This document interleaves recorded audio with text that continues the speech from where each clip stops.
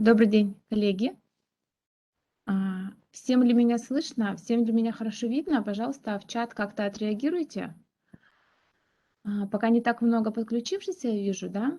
Но все равно мне нужно понимать хорошо. Ага, спасибо, вижу. Татьяна, Ираида, слышно ли меня? Чтобы мы могли начинать. Слышно? Ну все, я думаю, значит, слышно, да? Раз пошли ваши комментарии. Отлично, все, спасибо, всех вижу. Перед тем, как мы начнем, да, давайте я представлюсь, может быть, кто-то еще пока подключится, буквально несколько минуточек, такой орг-момент сделаем. Зовут меня Маргарита Низовцева, кто меня еще не знает. Я заведующая отделом абонемента Национальной библиотеки. И, в общем-то, периодически, иногда с выездами на места, иногда вот так онлайн, я рассказываю. Одна из тем, о которых я озвучиваю, это новинки современной зарубежной литературы. Почему такая тема? В общем-то, она родилась из каких-то сначала личных бесед, да, со специалистами, потом мы решили, что, в общем-то, можем освещать эту тему и для специалистов в других библиотеках. Сразу же обозначу для вас, что было бы очень мне интересно и вообще всем участникам нашей встречи, если в чат вы напишите о той книге, которая в последние, вот буквально там, может быть, полгода, может быть, год, которая вам очень и очень и очень понравилась. Потому что я буду рассказывать вам именно о тех книгах, которые мне понравились и которые я могу смело рекомендовать для прочтения не только читателям своим на абонементе, но и специалистам. Поэтому я вижу, что чатом, в общем-то, пользоваться тут несложно. Пожалуйста, одну, две, может быть, больше книг в чат напишите в течение встречи или ближе к концу, которые вам понравились вот из последнего прочитанного.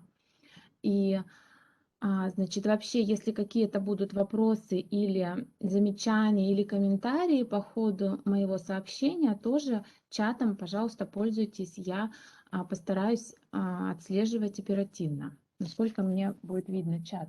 Да?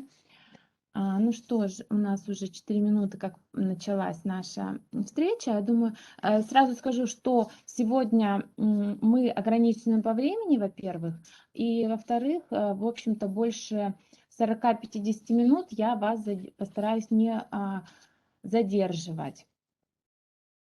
Так, ожидает. Мы делаем допуск? Допуск. Ага, вот еще подключается. Коллеги, кто подключается сейчас, сразу, пожалуйста, ага, вижу комментарий. Кто подключается, сразу, пожалуйста, в чат пишите, что вам видно и слышно, что все у нас в порядке. Угу. И мы, наверное, начнем, потому что, в общем-то, говорить о книгах, о том, что мне понравилось, никакого тут логического начала или конца определенного здесь не требуется, поэтому мы начнем. Сейчас перейдем на презентацию. Что-то еще тут? Сейчас звук. Плохо, да? Нет. Не требует прижиматься. Чтобы они когда входят, да? Так, давай перейдем на презентацию. Вот это, да? Да. И вот сюда. 2 раза. И тут я уже просто на первый перехожу, да? Угу. Все, это так и будет. Сверни стрелочку. Как я увижу чат? Он будет появляться учет весь сообщение. Хорошо, все очень удобно. Так, это только у меня или это у всех? Сейчас попадет. Хорошо. Все. Значит, первая книга, о которой я вам хочу рассказать, это новинка одной достаточно известной латиноамериканской писательницы Изабель Альенде. В общем-то, этот автор не пропадает из моих презентаций. Так или иначе, я всегда о ней говорю, потому что это один из тех авторов, которые очень достойны быть прочитанными современным читателям. Очень радует, что у нее появляются, периодически переводятся все новые и новые романы. Я прошу прощения. Как мне звук убрать?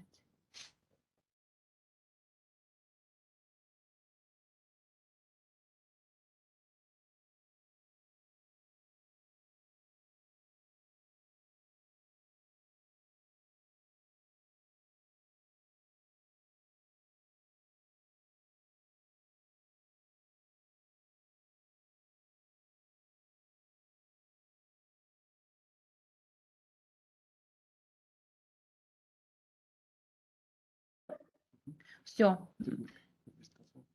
прошу прощения. В общем-то, Изабель Альен, вообще мое знакомство с этим автором произошло совершенно как-то так случайно. Чисто визуально мне понравились обложечки ее книг, и качество исполнения великолепное, издательство Азбука Аттикас. И, в общем-то, я взяла эту книгу и сразу же с первых страниц не смогла оторваться. Вот «Остров в глубинах моря» очень советую, просто замечательный роман, как и все. Но для первого знакомства с автором советую именно ранние вот ее романы. Вы видите на слайде, что автор довольно популярный, известный, авторитетный, интересный и, в общем-то, довольно востребованный не только в латиноамериканских, да, странах, но и по всему миру. 40 миллионов экземпляров, 30 языков, на которые была переведена Изабель Альенде, это уже сразу же нас впечатляет. Чем интересны ее романы? В общем-то, очень хорошим, качественным языком. Тут, конечно же, спасибо большое переводчикам, которые смогли это реализовать. Рассказана история. Как правило, в основе сюжета история любви. Мужчины и женщины, не всегда это с самых первых страниц, иногда, в общем-то, как вот в книге «По ту сторону зимы», да, это, в общем-то, появляется только... Все. Вот он уже пошел.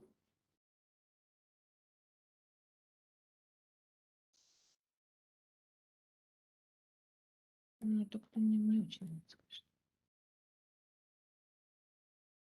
Если что, у тебя здесь появляются сообщения. Чат, участники оранжевые. В общем-то, хорошим, интересным, достойным языком, да, рассказывается история. И это не просто сюжет, основанный на любовных переживаниях. Это всегда история, которая рассказана на основе исторических событий. Иногда это исторические события, которые произошли очень и очень давно, как, например, остров, где рассказывает колонизации Испанией, в общем-то, племен афроамериканских, да, иногда это история более приближенная к нам, да, как вот в новом романе «По ту сторону зимы», история нелегалки из Центральной Америки, да, история банд, преступлений и вообще трагических судеб людей на фоне вот этих исторических событий, иногда просто даже такого беспредела. Так. Потихонечку буду пускать наших опоздавших. Я прошу прощения, но вот вынуждена немножечко отвлекаться. Если что-то читали, вот всегда такую прослеживаю интересную закономерность. Изабель Альенде часто рекомендую своим читателям, и когда люди берут один роман, дальше они приходят и буквально все один за другим читают, и нет тех, кто бы сказал, вот мне этот роман как-то вот, и вообще этот автор не понравился, и не хочу дальше к нему возвращаться. Вот такие небольшие романы вышли. Это вот 2 из тех последних, которые были переведены, которые к нам поступали. А вообще советую любой из этих романов прочитать. Дальше. Что у нас дальше? У нас дальше нигерийская автор, такое сложное у нее имя, Чимаманда Ngozi Адичи. Не совсем, я бы сказала, новинка, та книга, о которой я буду говорить, это вот «Половинка желтого солнца». Но более поздние есть издания, это вот «Лиловый цветок гибискуса», да, «Американка», но, в общем-то, книги похожи по своему сюжету, содержанию, по проблематике.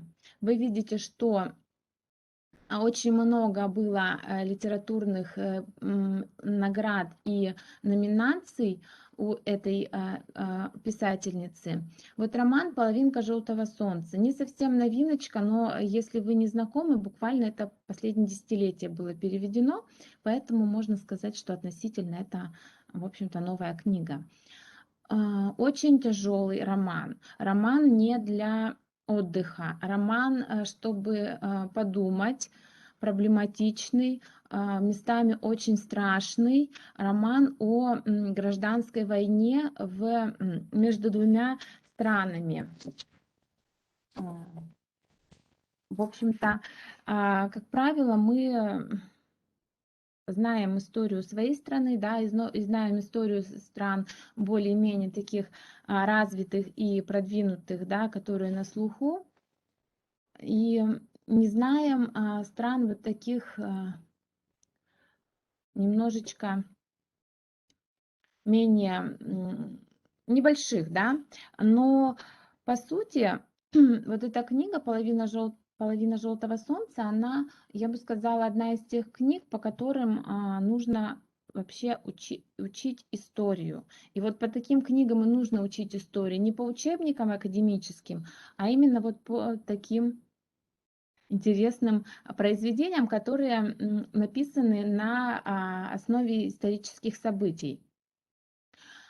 Это, в общем-то, такая тоже произведение, где тема войны, да, тема вот этих жестокостей раскрывается как бы с бытовой точки зрения.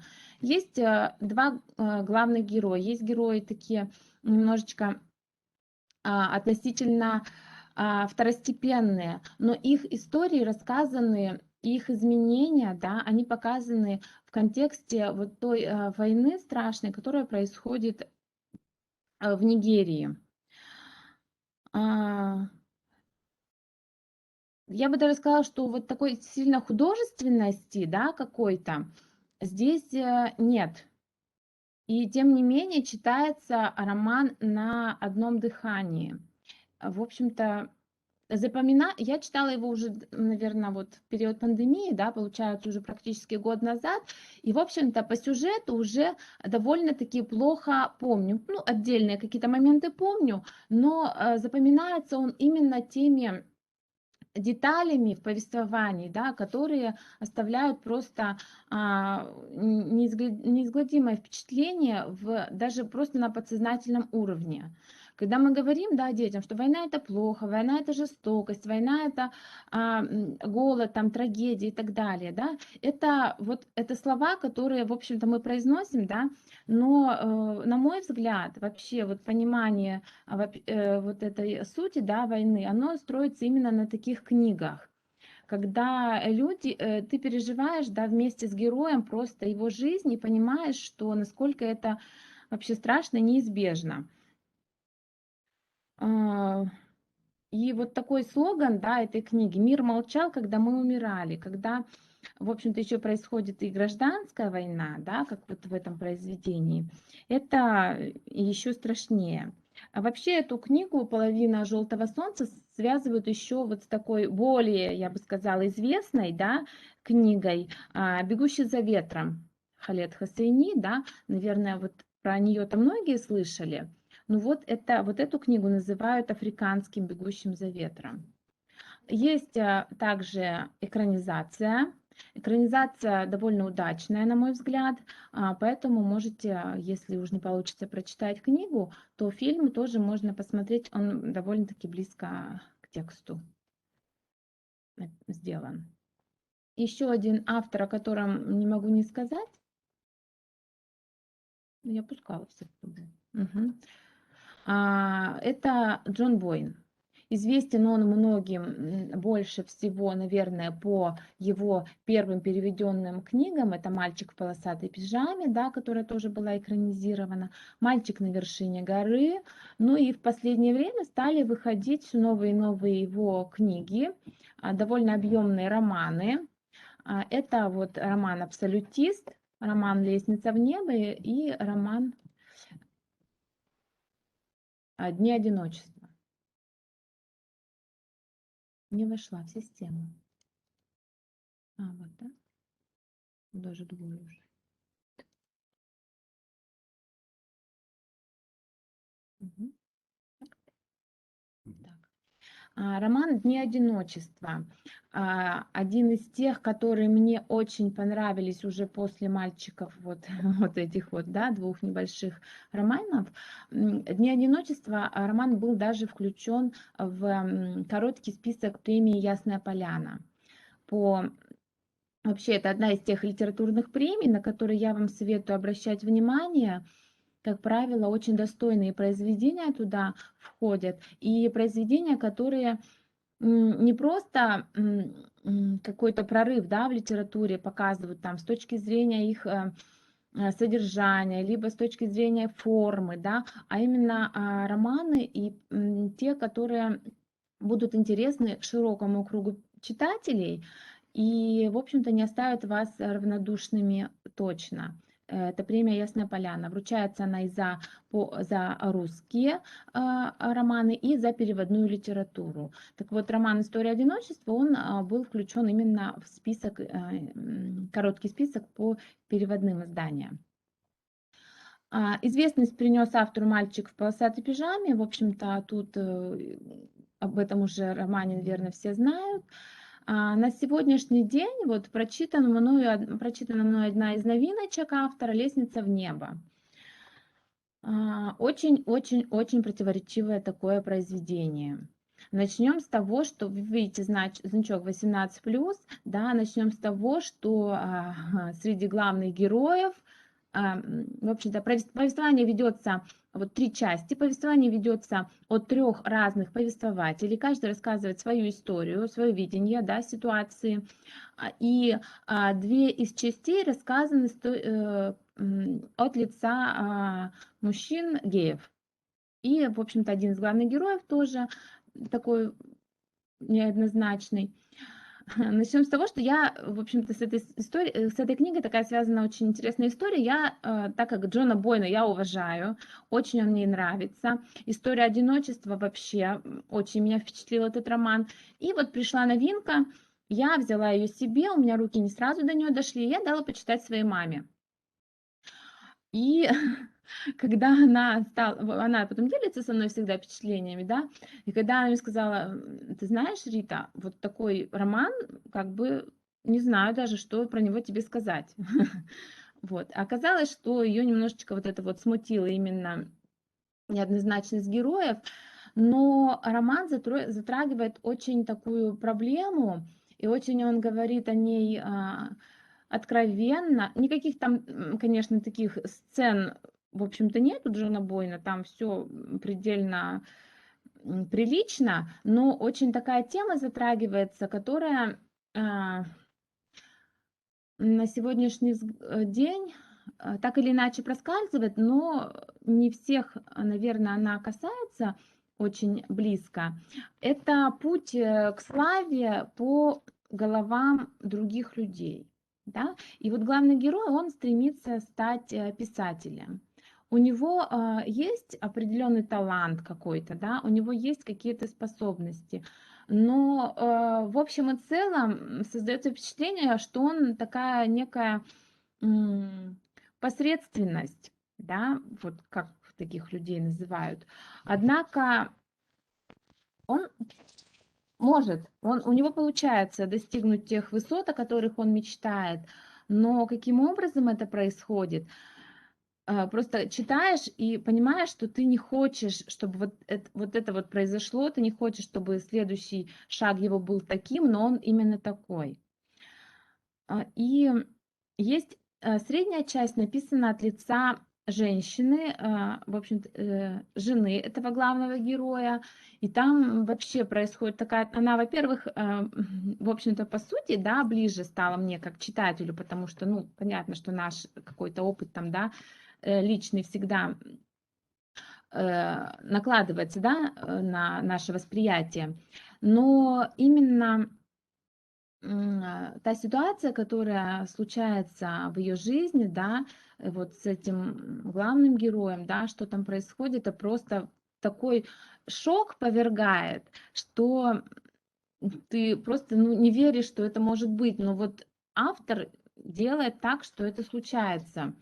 В общем-то, вот все грани предательства, все грани не самолюбия, да, какого-то, все грани, вот это вот, когда личное ставится на первый план, и когда у человека нет абсолютно никаких привязанностей, никаких обязательств, да, вот это вот все в этом романе автор нам показывает. Вот абсолютист еще в моих руках не был. Есть еще у Джона Бойна «Бунт на Баунти». Он вышел вместе, одновременно почти с «Историей одиночества». В общем-то, все эти романы я вам советую прочитать, потому что, ну, они достойны того, чтобы с ними познакомиться.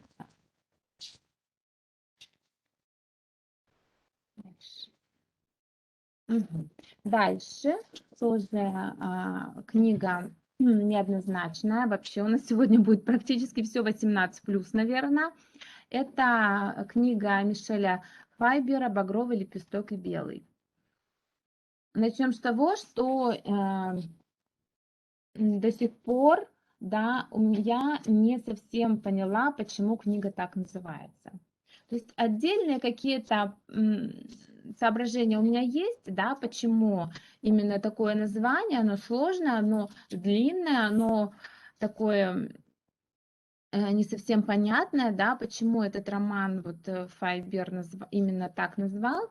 Ну, думаю, если вы прочитаете, у каждого будет свое какое-то мнение, почему так.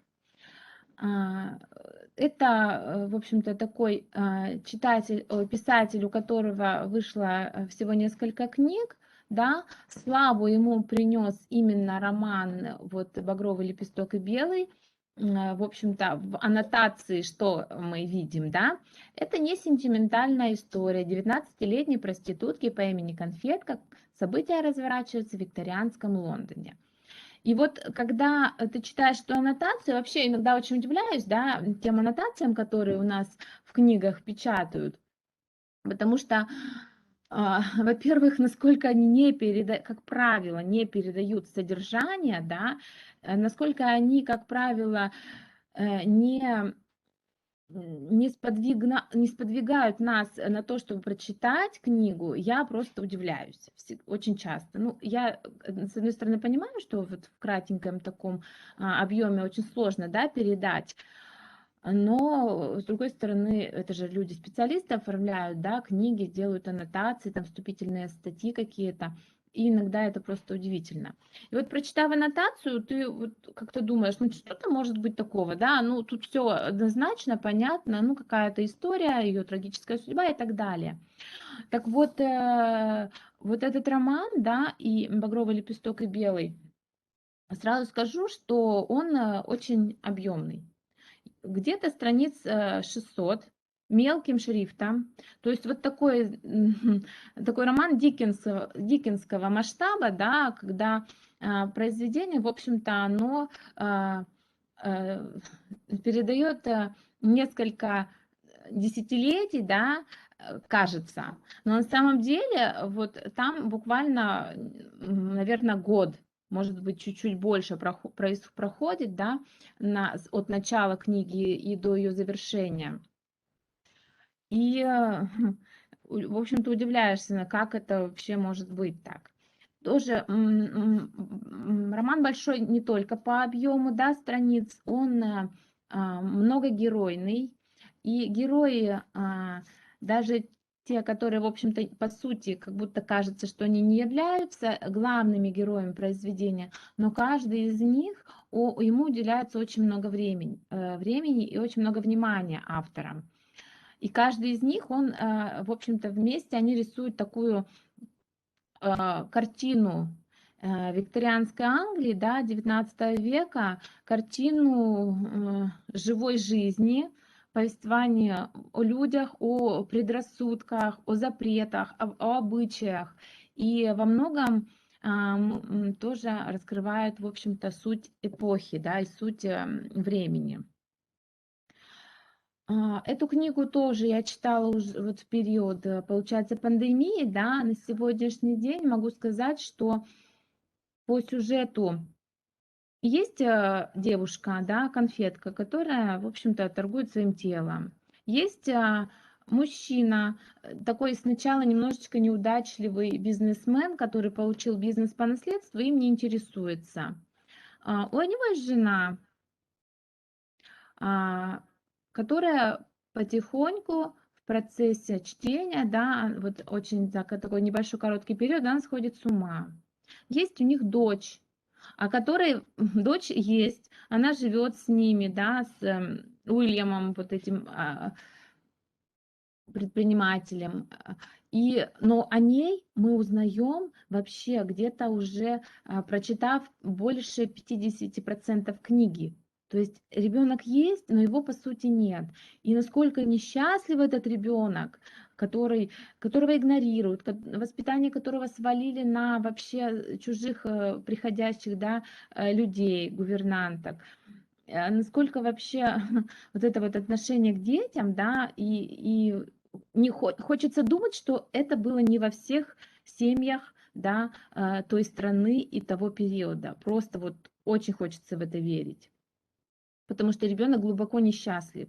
И он находит счастье только вот с этой вот потом конфеткой, которая начинает его хотя бы замечать, любить, да, помогать в чем-то. Есть еще несколько героев, они совсем, которые намечены пунктиром, но их судьба тоже очень интересна и трагична. По сути, когда читаешь, понимаешь, что два главных героя, да, вот эта вот проститутка, да, конфетка, и Уильям, который с ней заводит определенные отношения, который, в общем-то, приводит ее даже в свой дом гувернанткой для своего ребенка, что тоже как-то немножечко удивляет.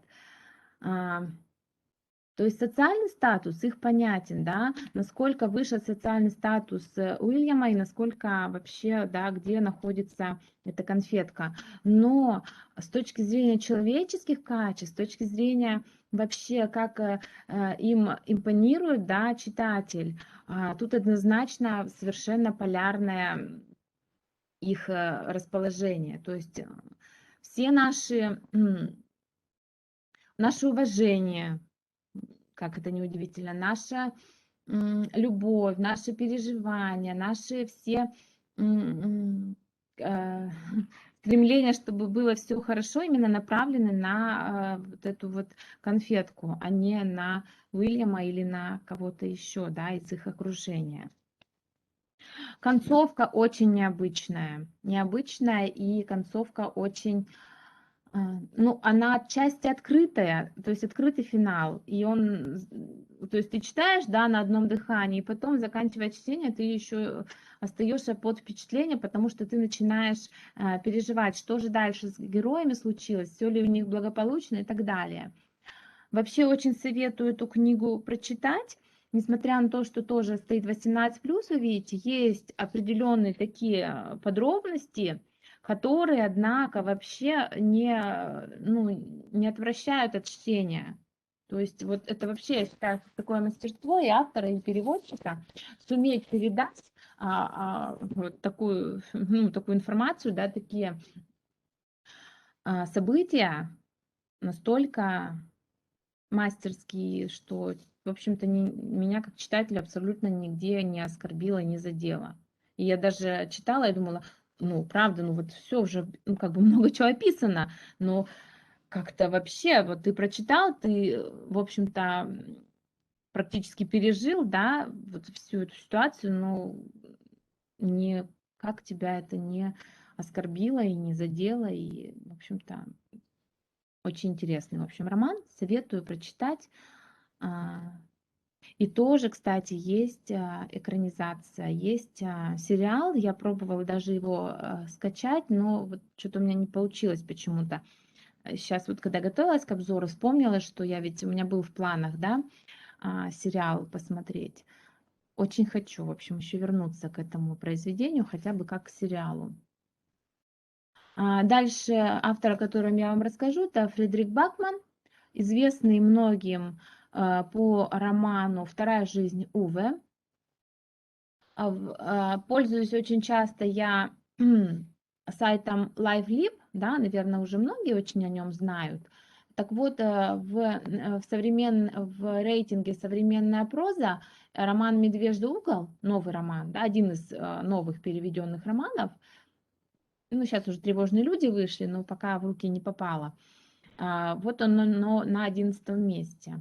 Для сравнения вам на первом месте уже, кстати, довольно давно, года 4, наверное, это Кэтрин Стокет, вот она, «Прислуга». Тоже всегда рекомендую своим читателям романы, никто, в общем-то, не разочарован еще не был.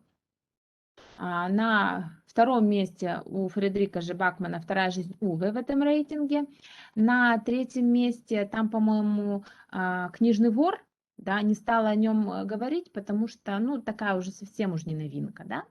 И на четвертом месте Наринэ Абгарян.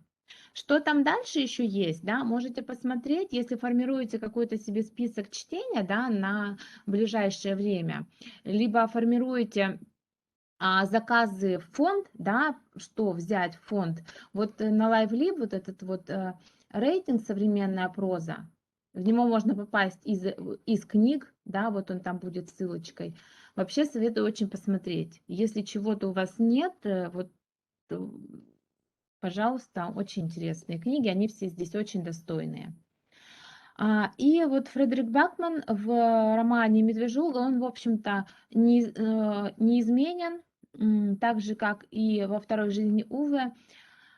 Есть человек, есть его судьба, есть его жизненная позиция какая-то, да, и все это, в общем-то, написано очень хорошим языком, проблематичность есть определенная. Ну, то есть Фредерик Бакман, он вот тут не ушел никуда, ни от «Второй жизни Уве», ни от здесь была Брит Мари, да, хотя книги все разные, герои все, в общем-то, разные, да, но романы все очень-очень достойные. То есть если уж хотите что-то порекомендовать или что-то прочитать для себя интересное, хорошее, то вот этого автора я рекомендую. Дальше пойдем. Так, по времени. Дальше Фенни Флэк, «Стоя под радугой». В общем-то, всем рекомендую. Рассказывать про этого автора, я думаю, что уже тоже сильно много не стоит. Рекомендую всем, кто интересуется литературой, да, и, в общем-то, кто так или иначе пользуется, например, услугами МБА, да, Национальной библиотеки, рекомендую подписаться на наш блог ВКонтакте. Можно туда попасть, либо набрав название, да, в сообществах, либо из нашей большой группы «Национальная библиотека Республики Коми». Там в ссылочках есть на нашу группу отдела абонемента. Мы публикуем там информацию о новинках и вот такие вот книжные впечатления, книжные обзоры. Что-то по читательским впечатлениям, что-то мы, вот видите, что читает библиотекарь, это мы сами, что нам понравилось и что мы бы хотели порекомендовать. Ну, Фенни Флэк здесь неизменно, есть проблематика. Вообще люблю книги, которые вот именно в которых есть проблема, о которых нужно задуматься, которые заставляют как-то вот поменять, да, свои мироощущения, но и между тем очень остается хороший всегда такой оптимистический осадок, да, после Фенни Флэг. Даже когда она пишет про войну, даже когда она пишет про какие-то кризисы возраста, да, вот такие не всегда радужные темы описаны, не всегда там какие-то юмористические, да, есть у нее и такие, но, как правило, проблема определенная затронута. Но то, как она подает, в общем-то, это неизменно хорошо, интересно и очень приятно читать. Да, Розамонда Пилчер, ну вот совсем не новинка, но открыла я для себя буквально недавно этого автора, удивительно. И все почему? Потому что стали вот так вот красиво переиздаваться романы. Есть у нас более ранние, да, издания, которые не настолько привлекают глаз. А тут вот видите, все насколько для нас важно, да, и внешнее, и как мы держим книгу в руках, наши тактильные, да, ощущения. И вот Розамунда Пилчер, если еще не читали, очень советую, как книга отдых, книга, которую можно читать в любом настроении, в любое время года, в любом состоянии. Можно в отпуск, можно, когда вы работаете, да. Неизменно приятно и очень даже сложно описать, почему. Но вот такой автор, которого не надо забывать, да, и, в общем-то, к которому хочется возвращаться. Дальше у нас будет, так получается, что все равно, в общем-то, тут очень субъективен мой обзор. Я буду рассказывать о тех книгах, которые мне понравились, да, я уже сказала. И вот я очень люблю антиутопии. Так сложилось, и поэтому уж извините, но вот расскажу. Не могу не рассказать. Тем более, что есть определенный у нас пул читателей, да, которые этот жанр тоже очень уважают. Это не только молодежь. Да, молодежь, ну, там, понятно, Оруэлл, да, Замятин, Хаксли и так далее, и же с ними, кто еще там в этом. Но вот есть такие авторы, которые тоже пишут в жанре антиутопии, кто-то из них совсем новый, буду говорить, кто-то, в общем-то, просто недавно переведен, кто-то как-то незаслуженно пока не на волне. Поступ хаоса, Патрик Несс. Очень трудно нам было получить вот эту вот первую книгу. Вообще это трилогия. Первую книгу мы получили прям как-то очень проблематично, долго не было переизданий. По книгообмену с какой-то другой библиотеки нам она пришла в прошлом году и сразу же попала в мои руки, можно сказать, что случайно. Кто-то из коллег сказал, что вот такая интересная книжечка, я ее заказывала, пыталась в фонд, чтобы она к нам попала, и она пришла. Совершенно там через 2 года после заказа, то есть такая была вот история. Сейчас есть переиздание, но переиздание это в мягком переплете. То есть вот эта первая книга, которая еще из первого тиража, она очень хорошо, ну так, достаточно неплохо сделана, ну, конечно, тоже проклеенная, да, вот, но она хотя бы в твердой обложке. Вот дальше пошла вторая, третья книга, пришло продолжение, Репол Классик переиздала, пришло в мягкой обложке. Вот пока читала одна я, но уже у нее уже вот не тот, несмотря на то, что я очень старалась, да, как-то, но уже вид не тот и так далее. И очень жаль. Потому что по содержанию, по той идее, которую передает эта книга, хотелось бы, чтобы ее прочитало как можно больше людей. Сюжет, в общем-то, с одной стороны, обычный, да, какая-то планета, на которую люди приземлились, то есть они в качестве переселенцев с Земли и организуют там свое какое-то сообщество.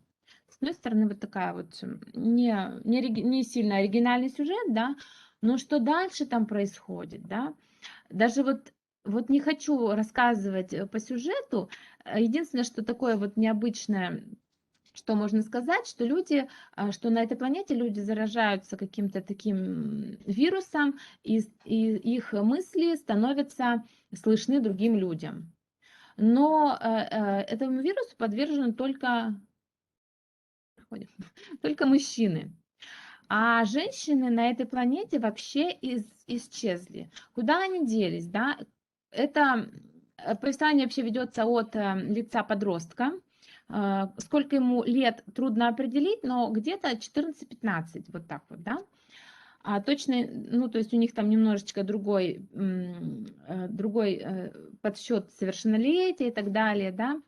И куда делись женщины, этот мальчик, он не знает, это покрыто тайной. Есть какие-то догадки, эти догадки очень страшные и будоражат его воображение.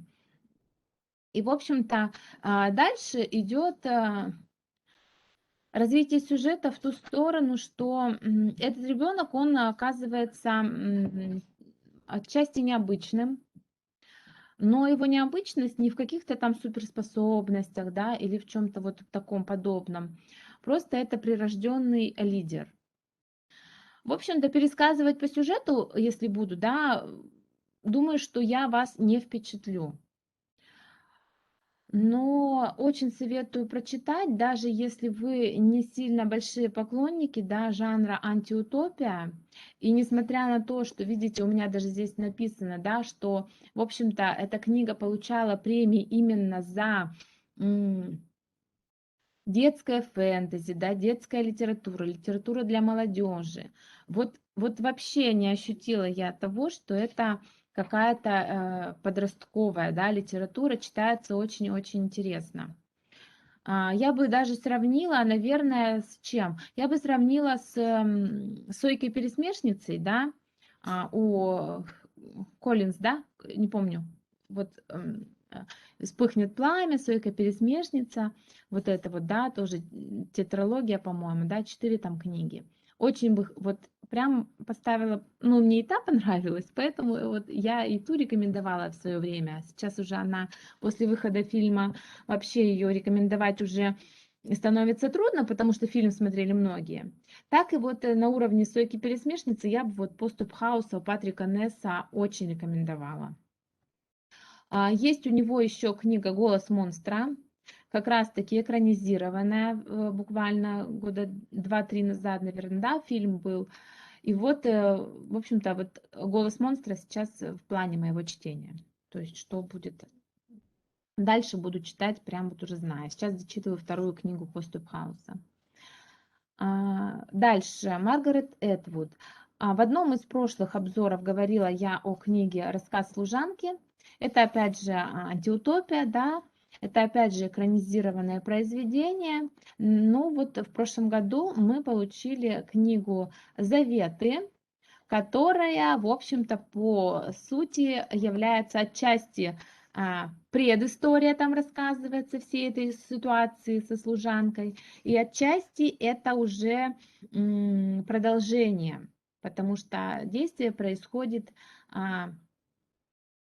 буквально, ну, спустя, наверное, больше 10 лет после вот того периода, когда вот рассказ служанки, да, нам как бы повествует. Но в то же время мы узнаем о многих героях из рассказа служанки, о том, почему они стали такими, как они попали в этот Галаад, да, что повлияло на становление их личности. Да. Поэтому, если читали рассказ служанки, то «Заветы» рекомендую однозначно, намного более интересно читается, потому что больше героев, больше характеров, больше историй. Если рассказ служанки это все-таки такое личное, да, передача каких-то личных впечатлений, то в заветах там уже многогеройность, многоплановость и, в общем-то, читается интереснее, конечно. Вот рассказ служанки я прям, как-то мне было интересно, но я его вымучила, вот дочитывая. А заветы на одном дыхании просто очень многое раскрывается, понимается. Поэтому советую. Тем, кто читал рассказ служанки, однозначно советую. А тем, кто не читал, ну, начать нужно, конечно, с первой книги. Дальше одна из вот таких тоже новеньких, интересных книг из новиночек. Это книга пчелы Лалин Пол. Антиутопия, опять же, да, очень такой нашумевший роман, но к нам он пришел после того, как пришел лед. Лед — это вторая книга, и, в общем-то, неплохие отзывы читателей заставили нас обратить внимание на этого автора. И оказалось, что нам пришла не самая популярная книга, да, Лалин Пол, что самая такая интересная, нашумевшая — это вот пчелы. И мы получили, в общем-то, и пчел тоже.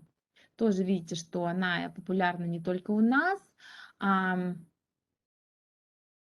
Вот интересные цитаты тоже, да, в ходе презентации я пыталась вам включить, чтобы просто вы понимали, вот откликнется, не откликнется вам этот текст, да. И почему рекомендую Лалин Пол, да, как вот одну из таких необычных антиутопий, потому что, ну, в общем-то, вообще подача материала такая достаточно интересная, да, как вот, например, про «Обитатели холмов» у Ричарда Адамса, да, когда, если не читали, очень советую, когда читатель спрашивает, о чем эта книга, да, и ты говоришь, ну, Ричард Адамс, «Обитатели холмов», про кроликов. Ну, понятно, что там не про кроликов, да, также и здесь, да, про пчел. Ну, однозначно она, конечно, не про пчел. То есть тут все те проблемы, которые обычно в антиутопиях, да, затрагиваются, там личность и общество, да, роль личности, ее место в обществе, да, вот какая-то такая проблематика здесь тоже, в общем-то, рассказана с точки зрения как будто бы общества пчел, да, отчасти там определенные есть события, особенности именно жизни роя, да, жизни улья, но это, конечно же, все иносказательно о нас, да, о людях, об отношениях и так далее. Вообще из последних антиутопий вот Патрик Несс и пчелы — это, в общем-то, то, что мне очень понравилось. И сейчас еще расскажу про книгу. И, в общем-то, потом еще будет такой небольшой бонус из моих с дочкой открытий, да, зарубежной литературы. Сейчас вот расскажу про книгу, из-за которой я откладывала вот подготовку вот презентации, да, какую-то актуализацию вот этой темы, все откладывала буквально на какое-то там последние несколько дней. Это книга из последних поступлений наших, издана она в редакции Елены Шубиной, что уже говорит о качестве, да. Это книга о Шарлотте Бронте. И Шарлотте Бронте как личности, как не совсем как писателе, как женщине, которая испытывала, оказывается, очень и очень сильную любовь, безответную. И вот хочу для начала вот подготовила для вас такую выдержку прямо из текста. Прочитаю. Время у нас, да, у нас время как раз есть, просто чтобы вы понимали, да, что это такое. Глава 1 из книги Нины Агишевой «Шарлотта Бронте делает выбор. Викторианская любовь». Глава 1. Бельгия. Зоя находит письмо. Над Брюсселем сияло солнце. Зоя быстрым шагом прошла через классные комнаты. Везде идеальный порядок, ни пылинки, ни одной забытой книжки. Настя же открыла окна и направилась в гостиную. Все, выходной. Сегодня уроков не будет и можно отдохнуть. Но тут ее зоркий и всегда напряженный взгляд останавливается на маленьком столике с мраморным верхом, на который прислуга обычно выкладывает свежую почту. Что-то заставило ее взять в руки конверт, внешне ничем не отличающийся от других, разве что адресован он был не ей, а месье Константину Эже.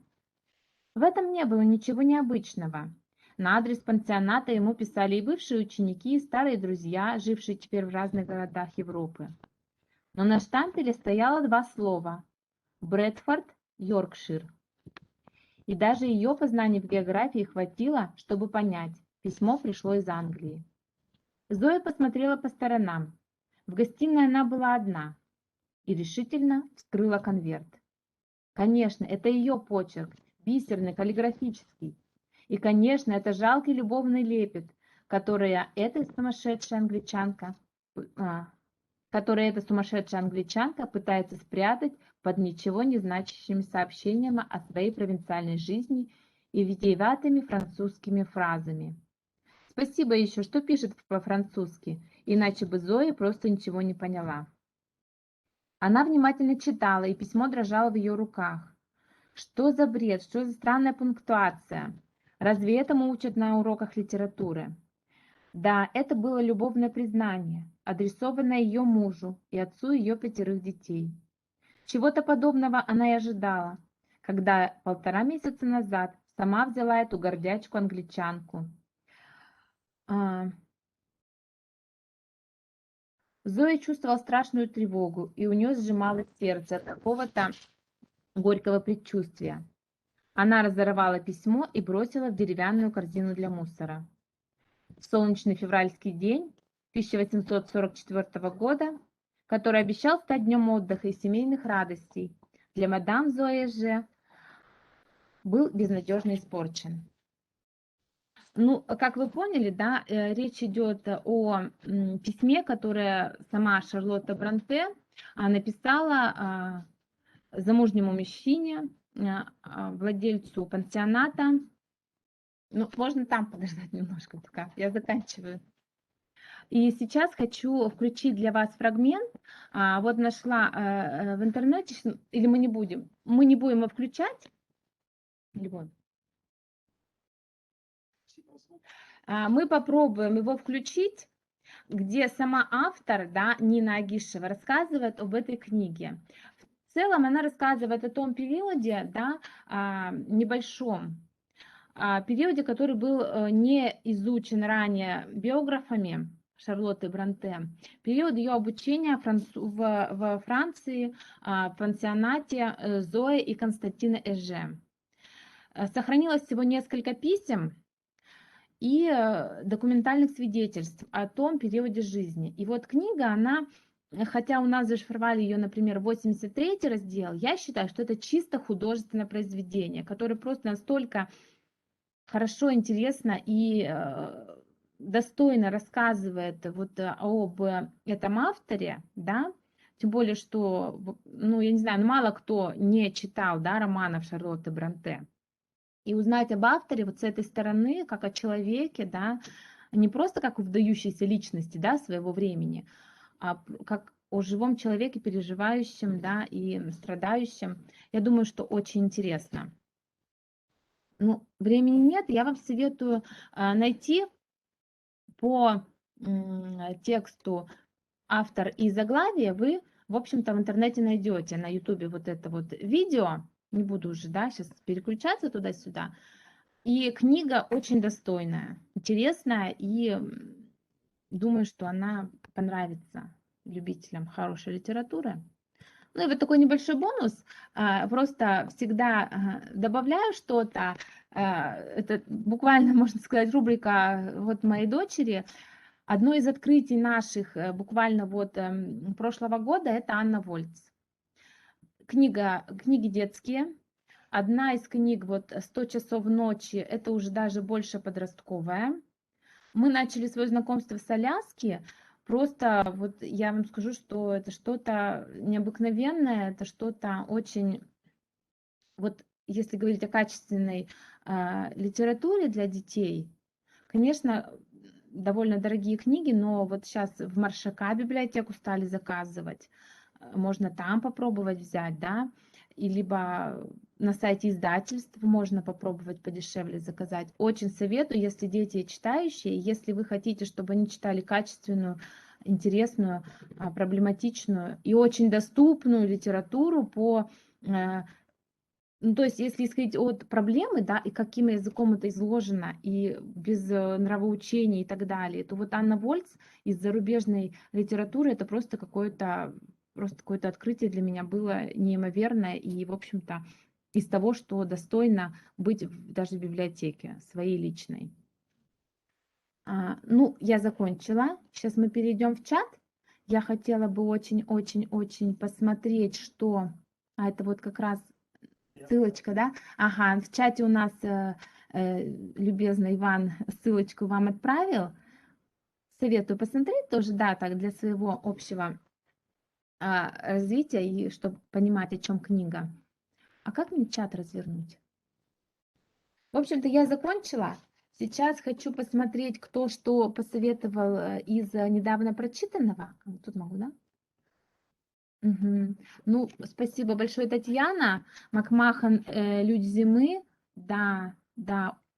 Кстати, да, очень довольно популярный автор у нас сегодня. Вот я не читала, возьму себе прямо на заметочку.